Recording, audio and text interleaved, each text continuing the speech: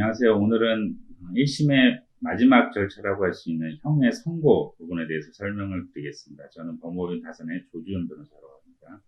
형사소송법 42조를 보면 재판의 선고, 고지의 방식이 규정되어 있습니다. 재판서에 의하여 하고 재판서 등본의 송달이나 적당한 방법으로 해야 된다. 예외적인 경우에는 그렇게 되고 있고요. 주문을 낭독하고 이유의 요지를 설명해야 한다고 법률에 규정이 되어 있습니다. 그리고 형사소송법 318조의 4를 보면 판결의 선고는 변론을 종결한 기일에 해야 된다. 그러니까 변론 종결일에 선고도 하게끔 규정이 되어 있습니다. 이게 집중심리제라는 절차 제도가 시행되면서 규정이 들어왔던 건데, 근데 사실 현실에서는 쉽게 이렇게 이루어지진 않습니다.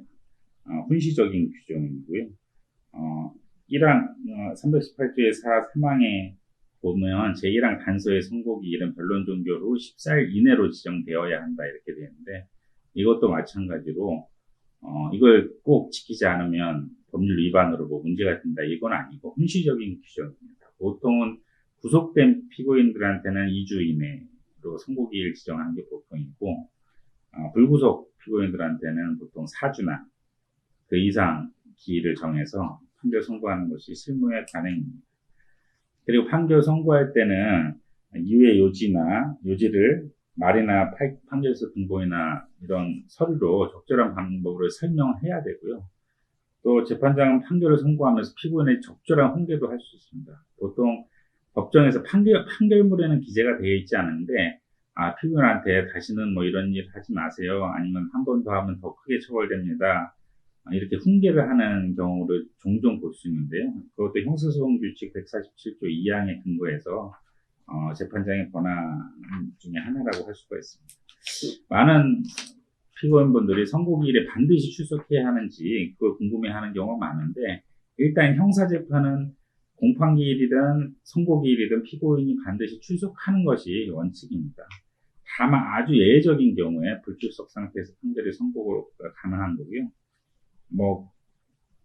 주로 실무상 많이 있는 경우는 검사의 약식 기소에 대해서 피고인만이 정식 재판을 청구해서 판결을 선고하는 사건의 경우에는 미리 변론 종결할 때 공판 종결일에 재판장이 안내도 많이 해줍니다. 다음 선고기일 지정하면서 굳이 그때는 출석하지 않아도 된다고 안내를 해주는 경우가 일반적이니까 그걸 참고하시면 되고, 최근 박근혜 대통령 계속 일정한 시점 이후로 형사재판에 출석하지 않았죠. 그래서 불출석 상태에서 공판도 진행했고 판결이 선고된 사례입니다.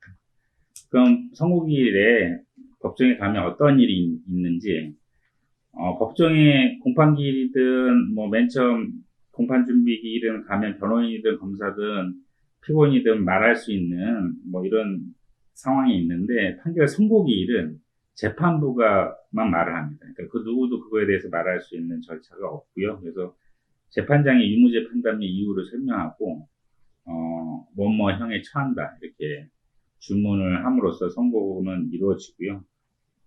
만약 불구속 재판을 받다가 유죄로 실형이 선고되면 그 즉시 법정 구속이 됩니다.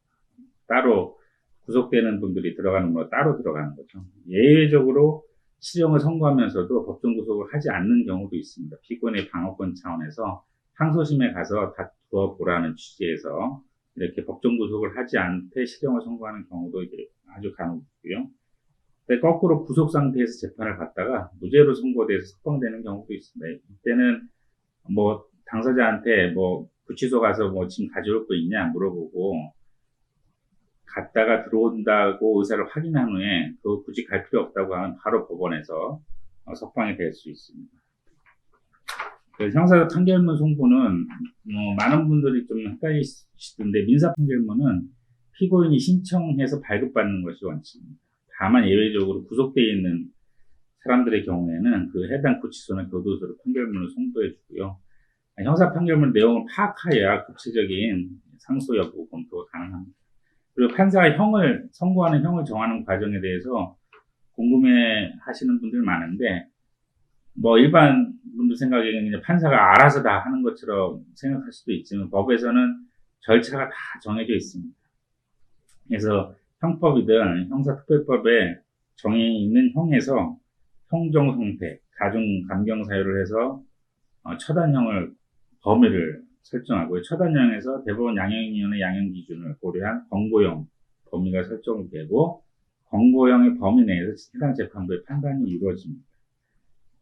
구체적인 사례를 계산해 놓은 게 있는데 이 쫄지마 형사절차 재판편 183쪽, 184쪽에 기재되어 있는 내용입니다. 한번 보시면 잘 이해를 하실 수가 있는데, 그러니까 절도죄 방조범인 경우에 형이 선고하는 방식이 이렇게 절차가 진행된다는 거죠. 그러니까 재판부 안에서의 심의 절차인 거죠. 법정형이 절도죄는 6년 이하 징역 또는 1천만 원 이하 벌금으로 되어 있고, 그러면 이 절도죄 방조범인 경우는 방조범이기 때문에 법률상 감경 사유에 해당합니다. 그러면 처단형의 범위는 2분의 1인 징역 1월 이하 3년 이하가 되고요. 권고형은 일반 재산 절도 생계형 범죄 소급가담의 경우에는 대법원 양형위원회 양형기준상 감경 영역에 해당해서 권고형의 범위가 징역 4월에서 10월이 되고, 마지막으로 선고형, 실제 법정에서 이런 선고형은 이 4월에서 10월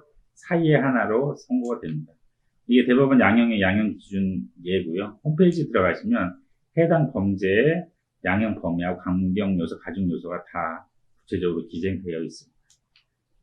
그다음에 형의 종류는 형법 41조에 기재되어 있는 것처럼 사형에서부터 모수까지 9가지 형이 규정되어 있고, 실제 근데 사형은 오랜 기간 우리나라에서 집행이 되지 않았기 때문에 사실상 사형 폐지국가에 우리나라 들어가 있고, 주로는 징역과 벌금이 많이 선고되는 형입니다. 이상으로 설명 마치겠습니다. 감사합니다.